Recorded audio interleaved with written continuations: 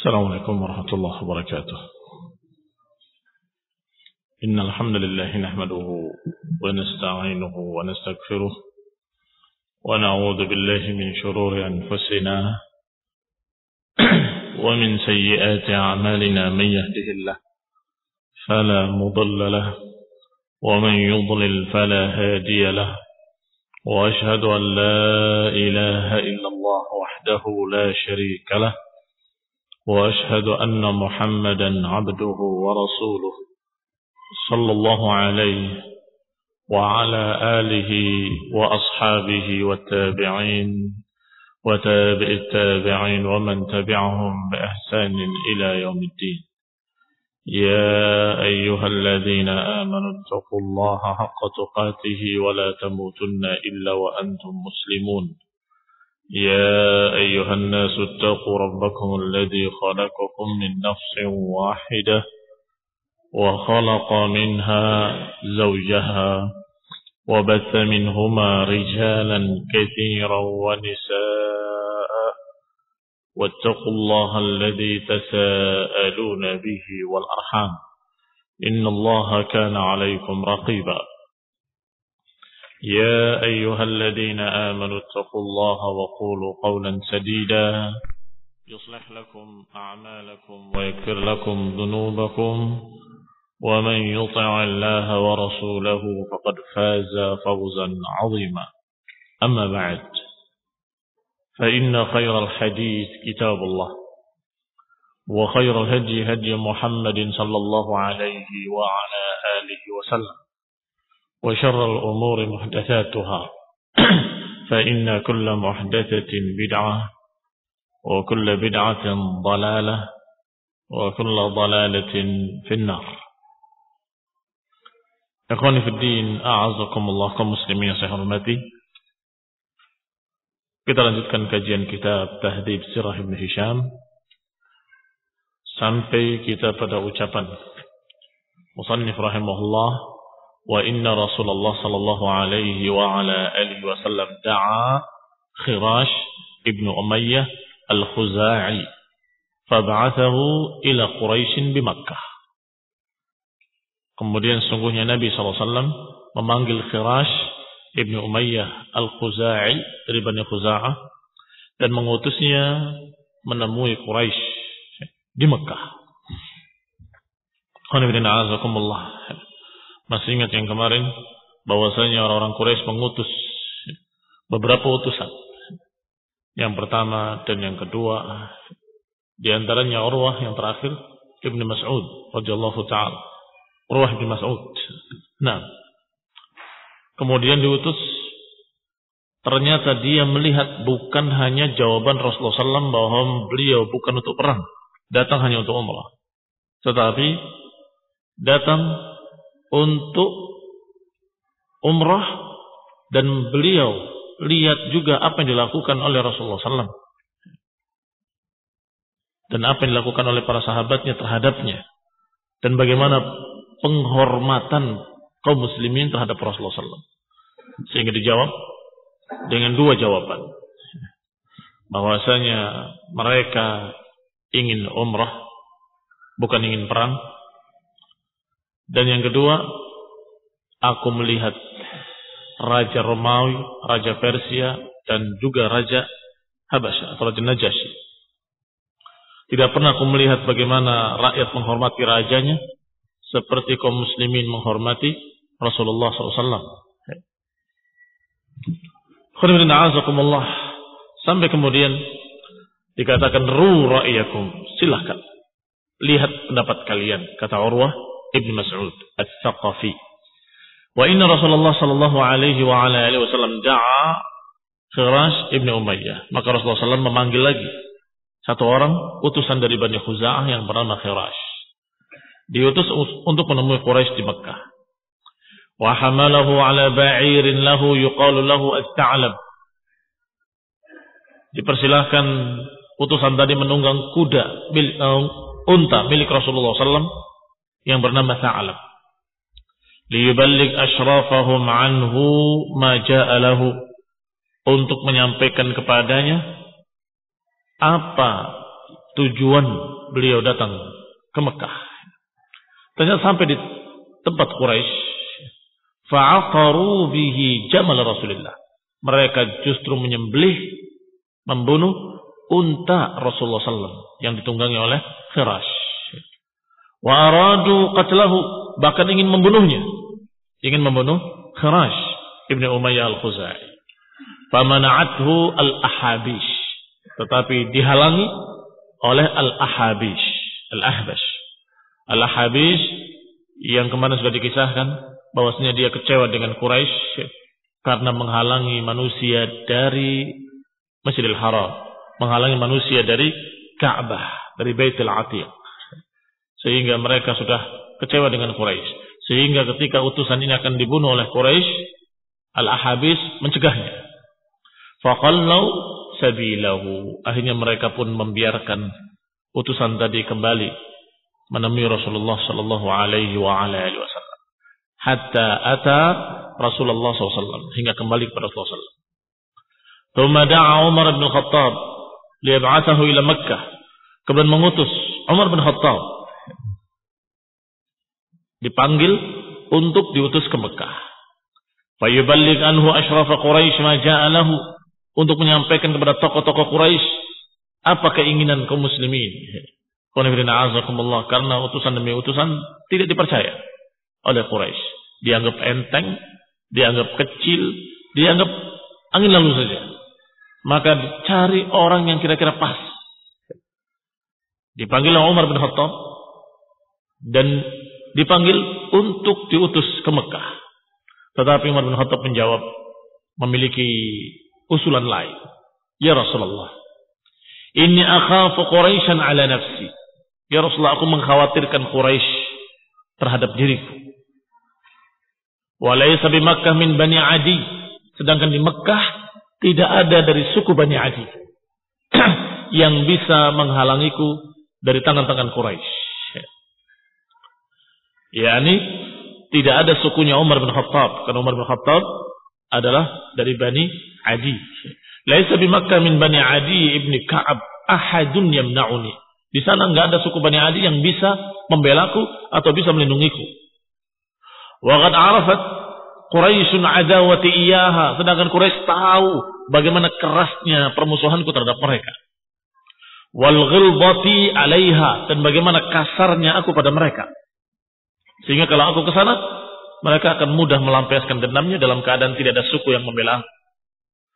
Walakinni adulluka 'ala rajulin a'azza biha, tetapi aku punya usulan seorang laki-laki yang lebih mulia dari aku. A'azza biha minni, lebih mulia di kalangan Quraisy daripada aku, yaitu Utsman ibn Affan radhiyallahu taala anhu. Karena suku Utsman ibn Affan di Quraisy sangat besar. Nah, dan mereka segan kepada suku yang besar plus takut. Kalau menganiaya seorang dari suku yang besar, tentunya dia berarti menantang suku besar. Fada'a Rasulullah SAW Utsman ibn Affan fab'athahu. Maka Rasulullah pun memanggil Utsman ibn Affan, kemudian diutusnya ke Mekah. Menemui Abi Sufyan wa asyrafi Quraisy, menemui Abi Sufyan dan tokoh-tokoh Quraisy. Yukhbiruhum annahu lam ya'ti li harbin, untuk menghabarkan bahwasanya Rasulullah SAW tidak datang untuk perang. Wa annahu innama ja'a zairan li hadzal bait, dan bahwasanya kami masuk hanya menziarahi Baitullah Al-Haram, wa mu'azziman li hurmatihi, dan untuk mengagungkan dan menghormati kesuciannya. Wa kharaja Utsman ila Makkah, maka Utsman pun keluar menuju Makkah. Falaqiyahu Aban ibn Sa'id ibn al-As. Di jalan Utsman ditemui oleh seseorang yang bernama Aban ibn Sa'id ibn al-As. Hina dakhala Makkah, ketika hampir masuk ke Makkah. Au qabla an yadkhulaha, atau sebelum masuknya sudah ketemu dengan Aban ibn Sa'id ibn al-As. Fahamalahu baina yadayhi, maka dibawa di depannya. Tsumma ajarahu hatta ballagha risalah Rasulullah SAW. Kemudian dilindungi, diberikan jiwar, dan biasanya kalau diberikan jiwar itu dengan diumumkan. Maka Aban ibn Sa'id bin al-As akan mengatakan kepada orang-orang Quraisy dan tokoh-tokohnya khususnya, bahwasanya Utsman di bawah perlindunganku, ala jiwari. Artinya kalau siapa yang mengganggu berarti berurusan dengan aku dan suku, dengan kabilahku. Maka dilindungi sampai menyampaikan risalah Rasulullah SAW, menyampaikan pesan dari Rasulullah SAW. Fantalaqa Utsman hatta ata Abu Sufyan, maka berangkatlah Utsman menemui Abu Sufyan wa udhama'i Quraisy, dan tokoh-tokoh besar Quraisy. Faballaghahum an Rasulillah SAW ma arsalahu bihi, maka disampaikan kepada mereka apa yang dibawa dari pesan Rasulullah SAW kepada mereka. Faqalu li Utsman hina farigha min risalati Rasulullah SAW, ketika selesai Utsman menyampaikan pesannya, qalu, mereka berkata kepada Utsman, in syi'ta an tatuf bil baiti fatuf. Kalau kau suka untuk tawaf di Ka'bah, silakan, tawaflah. Ini untuk Utsman khusus. Kalau engkau yang ingin tawaf, silakan, tawaflah.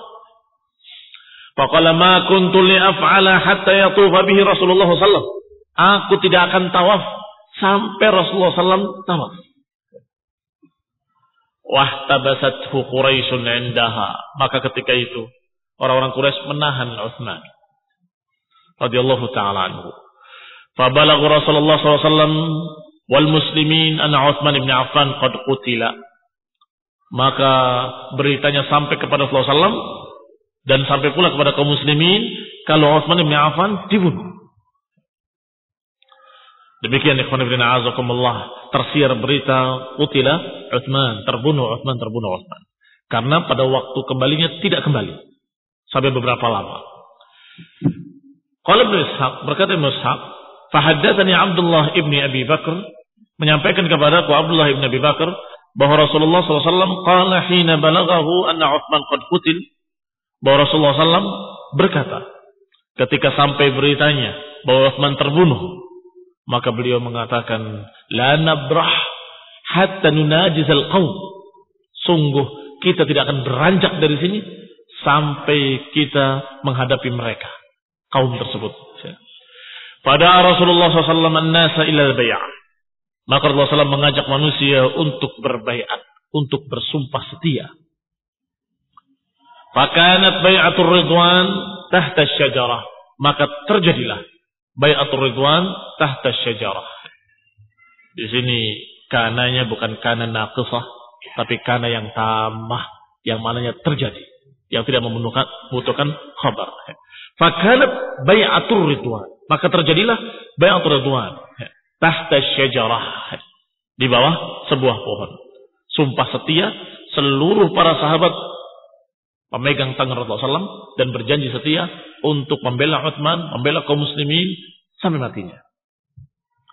Fakana an-nasu yaqulun bay'ahum Rasulullah SAW 'ala al-maut. Maka manusia semuanya menceritakan berita ini dengan berita bahwa Rasulullah SAW membaiat mereka dengan baiat mati.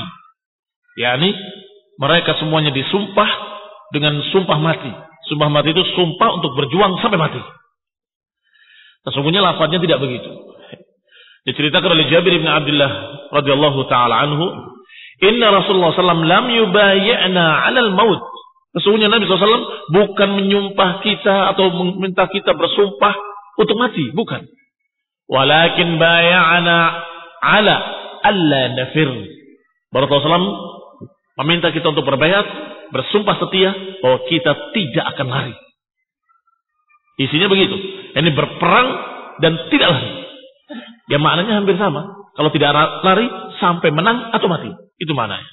Allah nafir, bahwa kita tidak akan lari. Kita akan berperang imma sampai menang atau sampai mati. Fabaya Rasulullah SAW an-nas. Maka Rasulullah SAW membaiat mereka di bawah pohon tersebut, sehingga dijuluki dengan bai'atur ridwan atau bai'ah tahta syajarah. Walam yatakhallaf anhu ahadun minal muslimin, dan tidak ada yang menyelisihi seorang pun dari kaum muslimin. Ini tidak ada yang tidak ikut. Kecuali satu orang. Al-Jadd ibn Qais. Al-Jadd ibn Qais ini salah seorang saudara dari Bani Salamah. Fakana Jabir bin Abdullah yaqul, Jabir bin Abdullah menceritakan, wallahi laka anni anzur ilaihi lasiqan bi ibtinaqatihi. Sungguh sepertinya aku melihat dia menempelkan badannya di ketiaknya unta. Jadi di balik pahanya unta. Qaddaba ilaiha, dia sembunyi di sana. Yastatiru biha minan nas, agar tidak kelihatan oleh manusia, agar tidak ikut baiat. Adapun yang lainnya semuanya berbaiat. Thumma ata Rasulullah sallallahu alaihi wa ala alihi wasallam anna alladhi dzukira min amri Utsman batil. Kemudian datanglah berita bahwasanya apa yang nyampe tentang pembunuhan Utsman adalah berita yang batil. Ikhwan fillah a'azakumullah, bahkan Rasulullah SAW sudah tahu dari Allah Subhanahu wa taala. Sehingga setelah dibayat seluruhnya, beliau meletakkan tangan kanannya di atas tangan kirinya dan mengatakan hada li Utsman. Ini untuk Utsman. Ketika Rasulullah SAW mewakilkan tangan Utsman dengan tangan dirinya yang mulia, maka saat itu para sahabat tahu bahwa Utsman belum terbunuh. Karena masih diwakili oleh Rasulullah SAW dengan tangannya yang mulia. Hada li Utsman. Ikhwan fillah a'azakumullah, kaum muslimin yang saya hormati. Mereka ini adalah orang-orang yang betul-betul disaring oleh Allah Subhanahu wa taala dari sekian banyak para munafikin dan sekian banyak A'rab yang iman mereka lemah, yang diajak oleh Rasulullah SAW untuk umrah ke Mekah, mereka justru berburuk sangka. Bal dhanantum dhanna saw wa kuntum qauman bura. Kata Allah, bahkan kalian berprasangka dengan prasangka dusta, sedangkan kalian memang kaum yang jelek. Apa prasangka mereka? Prasangka buruk, prasangka jelek mereka terhadap Rasulullah SAW dan kaum muslimin. Prasangka jelek mereka, bahwasanya mereka menyatakan, bal dhanantum an la yanqalibar rasul wal mu'minuna ila ahlihim abada. Bahkan kalian mengira, kata Allah, alla yanqalibar rasul wal mu'minuna ila ahlihim abada, bahwa Rasul dan kaum mukminin enggak akan kembali ke keluarga-keluarga mereka selama-lamanya. Bal dhanantum dhanna saw, kata Allah. Bahkan kalian berprasangka dengan prasangka buruk. Ya, ini bahasa bebasnya, kalian ke sana mau cari mati. Lihat mereka enggak akan kembali semuanya ke keluarga mereka. Ini prasangka mereka. Maka yang ada, yang baiat pada Rasulullah SAW di Bai'atul Ridwan, di bawah pohon, hanya orang-orang mukmin, hanya orang-orang yang beriman. Munafik sudah terpisah, orang-orang setengah-setengah sudah terpisah semuanya. Sehingga Allah katakan di surat yang sama, surat Al-Fath, laqad radiyallahu 'anil mu'minina id yubayyi'unaka tahta asy-syajarah fa'alima ma fi qulubihim. Kata Allah, Allah telah ridha. Laqad radiyallahu 'anil mu'minin, Allah telah ridha kepada orang beriman itu yang berbaiat di bawah pohon. Fa'alima ma fi qulubihim, dan Allah tahu apa yang ada dalam hati-hati mereka. Qul inna a'udzubillahi muslimin yang saya hormati, ini yang dikatakan dengan bai'ah ar-ridwan. Yang berikutnya adalah kisah al-hudnah. Al-hudnah adalah perjanjian damai atau yang lebih dikenal dengan perjanjian Hudaybiyah. Thumma ba'atha Quraisyun Suhail ibn Amr. Kemudian Quraisy mengutus Suhail ibn Amr. Akha Bani Amir ibn Lu'ay, salah seorang dari suku Bani Amir ibn Lu'ay. Setelah mendengar kaum muslimin berbaiat untuk mati, berbaiat, bersumpah setia untuk perang sampai mati, maka mereka khawatir. Akhirnya diutus satu orang lagi yang berikutnya, yaitu Suhail ibn Amr. Diutus kepada Rasulullah SAW, dan orang Quraisy berkata kepada Suhail, "I'ti Muhammadan fasalihhu." Datangi Muhammad dan ajak untuk berdamai. Wala yakun fi sulhihi illa an yarji'a 'anna 'amahu hadha. Dan jangan sampai ada poin dalam perjanjiannya kalau mereka masuk tahun ini, jangan boleh, jangan ada. Gengsi. Kalau sudah ngotot-ngotot kemudian terakhirnya kaum muslimin masuk ke Mekah, akan diberitakan atau akan dikira oleh seluruh orang-orang Arab kalah. Orang Quraisy kalah. Ternyata kaum muslimin berhasil memaksa masuk. Maka mereka menyatakan tidak bisa. Bikin perjanjian damai dengan dia, wahai Suhail, tetapi jangan ada poin kalau mereka masuk tahun ini. A'ti Muhammadan fasallihhu wa la yakun fi sulhihi illa an yarja'anna ammahu hadha. Jangan ada di perjanjiannya kecuali mereka harus pulang tahun ini. Wa wallahi la tuhaddith al-arab anna annahu dakhalaha alaina unwatan abada. Demi Allah, jangan sampai orang-orang Arab berbicara tentang kita bahwa Muhammad berhasil memaksa masuk. Anwatan maknanya memaksa. Jangan sampai mengira orang-orang Arab bahwa kaum muslimin Muhammad berhasil memaksa masuk. Fa'atahu Suhail, maka Suhail datang menemui Rasulullah sallallahu alaihi wa ala alihi wasallam. Falamma ra'ahu Rasulullah sallallahu alaihi wa ala alihi wasallam muqbilan, ketika Nabi melihat Suhail bin Amr datang, Nabi sudah tahu dari Allah Subhanahu wa taala. Qad arada al-qaum as-sulha hina ba'athu hadha ar-rajul. Mereka menginginkan perjanjian kalau mengutusnya orang ini. Karena dari ciri-cirinya terlihat. Kalau yang pertama ghadir, kata Nabi, ini orang ghadir, pengkhianat, maka nggak ada apa-apanya, nggak bisa diajak bicara. Yang kedua, diutus dari Ahabis, tokoh-tokoh Ahabis, karena Nabi mereka adalah orang yang ahli ibadah. Ya walaupun masih musyrikin, tapi kenal Allah Subhanahu wa taala. Maka tunjukkan kurban-kurban kita. Niscaya mereka akan terpengaruh. Ternyata benar dugaan Rasulullah SAW. Ternyata ketika yang diutusnya Suhail bin Amr, ini tukang ngomong, pandai berbicara. Nggak pandai perang, nggak pandai main pedang, nggak pandai apa-apa, tapi pintar ngomong. Ketika dilihat Suhail bin Amr, maka dikatakan berarti mereka menginginkan untuk berdamai. Ini untuk bicara. Ternyata tepat ucapan Rasulullah sallallahu alaihi wa ala alihi wasallam. Falamma intaha Suhail ila Rasulillah sallallahu alaihi wasallam takallama fa'atala al-kalam.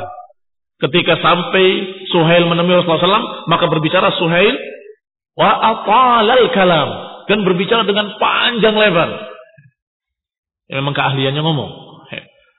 Wa taraja'a thumma jara bainahuma shalah. Terjadilah antara beliau dengan Rasulullah SAW, antara Suhail dengan Nabi SAW, terjadi perjanjian damai. Falamma ilta'ama al-amru wa lam yabqa illa al-kitab. Ketika sudah selesai urusan, tidak tersisa kecuali penulisan. Ini isi-isinya pokoknya sudah setuju. Ini setuju, ini setuju, ini setuju. Tinggal tulis. Wasaba Umar bin Khattab fa'ata Abu Bakar. Maka Umar bin Khattab gelisah, menerkam Abu Bakar dan berkata, "Ya Abu Bakar, alaysa bi Rasulillah? Bukankah beliau ini Rasulullah?" Qala bala, tentu. Qala awalasta bil muslimin? Bukankah kita kaum muslimin? Tentu, kata Abu Bakar. Qala alaysul bil musyrikin? Bukankah mereka itu musyrikin? Qala bala, tentu, kata Abu Bakar. Qala fa'ala ma nu'ti daniyah? Kalau begitu untuk apa kita memberikan kehinaan ini? Untuk apa kita menerima ad-daniyah, kerendahan? Karena poin-poin perjanjiannya seakan-akan memojokkan kaum muslimin. Pertama, tidak boleh masuk tahun ini, pulang semua. Ini sudah satu poin yang merasa kaum muslimin direndahkan. Yang kedua, kalau ada kaum muslimin yang murtad ke Mekah, tidak boleh dikembalikan ke Madinah. Tetapi kalau ada dari Mekah yang masuk Islam ke Madinah, harus dikembalikan ke Mekah. Kelihatan timpang. Kalau masuk Islam dari Mekah harus dikembalikan ke Mekah. Tetapi kalau dari Madinah Muslim murtad ke Mekah tidak boleh dikembalikan. Dan kemudian yang selanjutnya perjanjian damai untuk tidak berperang selama 10 tahun, tidak saling mengganggu. Dan kemudian urusan dengan Banu Bakar dan Bani Khuza'ah. Dan demikian pula poin yang lainnya. Yang bermasalah seperti itu, harus pulang. Maka Umar menyatakan, ini deniyah, kita berarti ngalah. Berarti kita ngalah. Tuma'ata Rasulullah sallallahu alaihi wa ala alihi wasallam. Setelah menemui Abu Bakar ngomong seperti itu, dijawab dengan bala dan bala dan bala. Maka disampaikan pula kepada Rasulullah SAW dengan kalimat yang sama. Ya Rasulullah, alasta bi Rasulillah? Bukankah engkau Rasulullah? Tentu, kata Nabi. Bukankah kita ini muslimin? Bala, tentu, kata Nabi. Awalaisu bil musyrikin? Bukankah mereka itu musyrikin? Bala. Bahkan memang mereka musyrikin. Qala fa'alama nu'ti ad-daniyya fi dinina. Kalau begitu untuk apa kita ngalah? Kenapa kita ini mengalah? Kenapa kita memilih ad-daniyah? Qala ana Abdullah wa Rasul. Kata Nabi, aku hamba Allah dan aku Rasulnya. Aku utusan Allah Subhanahu wa taala. Lan ukhalifa amrahu wa la yudayyi'uni. Aku tidak akan menyelisihi perintah yang mengutusku dan aku tidak akan disia-siakan oleh Allah Subhanahu wa taala.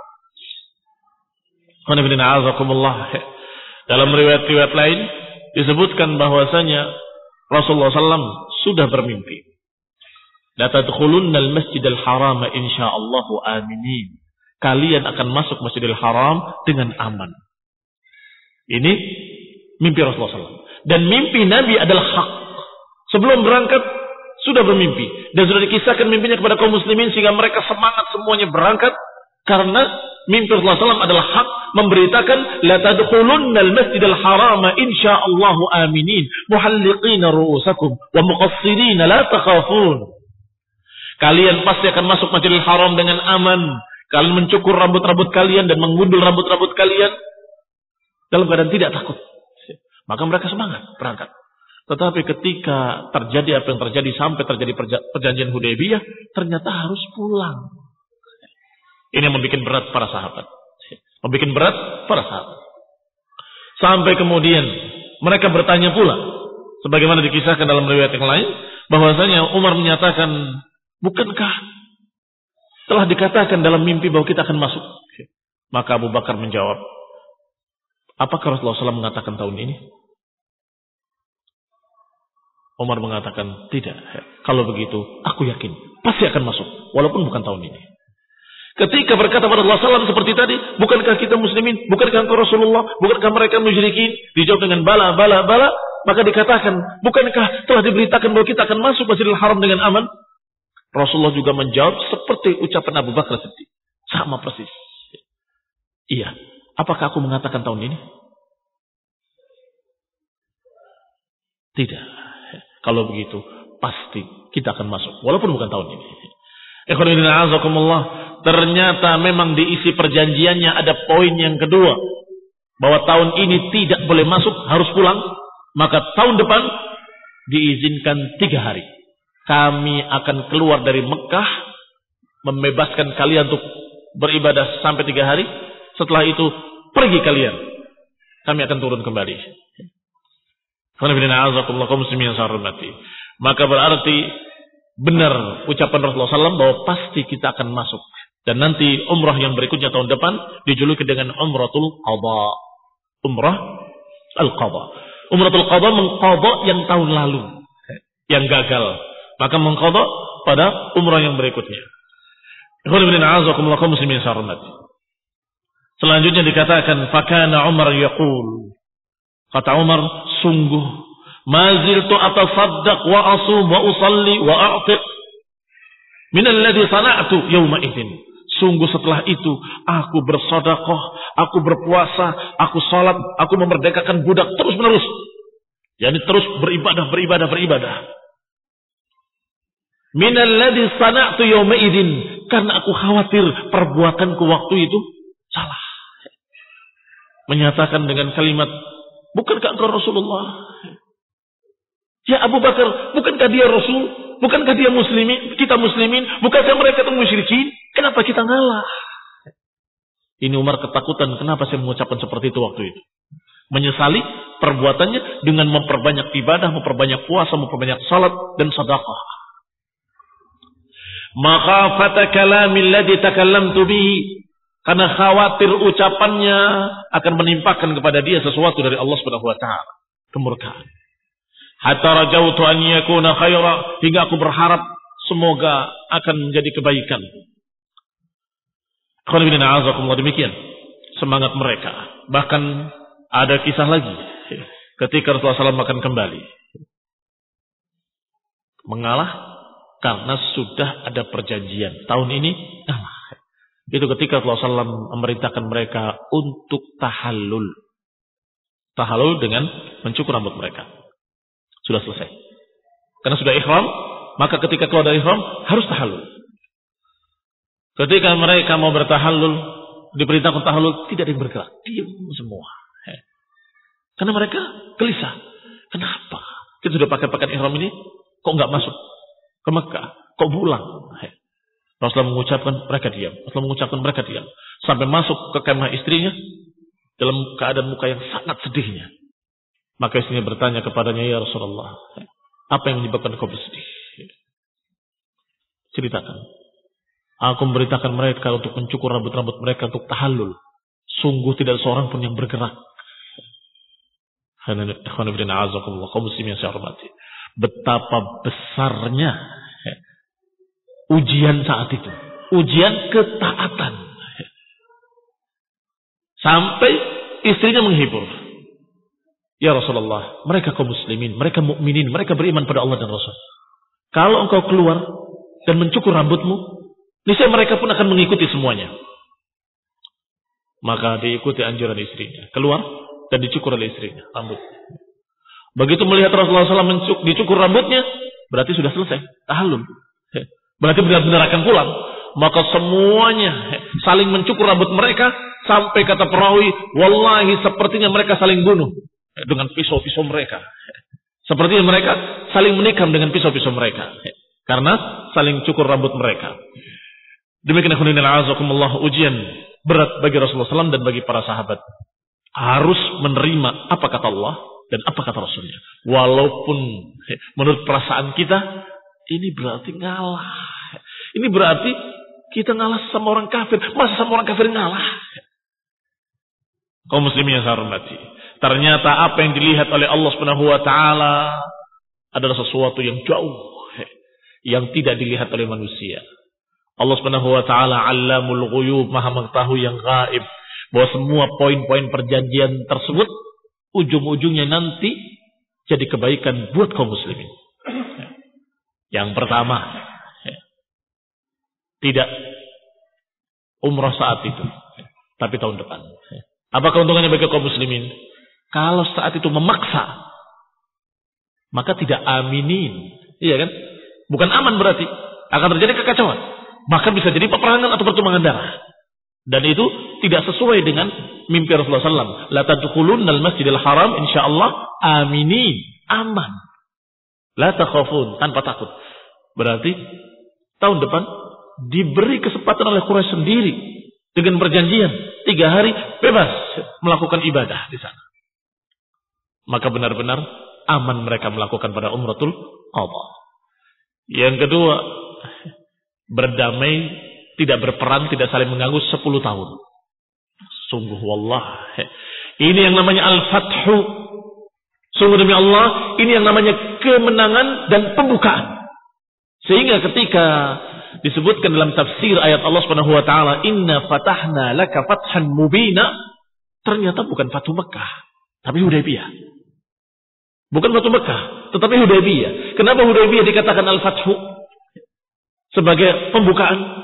Karena sungguh kita ketahui dari awal yang menghalangi paling dahsyat, paling keras, yang paling membuat repot itu Quraisy. Musyrikin Quraisy. Maka ketika Quraisy mengadakan perdamaian untuk tidak berperang selama 10 tahun, itu benar-benar pintu dakwah terbuka lebar. Didakwahi seluruh orang-orang Arab dan seluruh negeri-negeri sampai ke Mesir, sampai ke Heraklius, sampai ke Najasyi, sampai kemana-mana. Surat-surat dakwah diutus oleh Rasulullah SAW dibawa ke sana kemari. Sehingga kaum muslimin yang di Hudaybiyah berapa jumlahnya?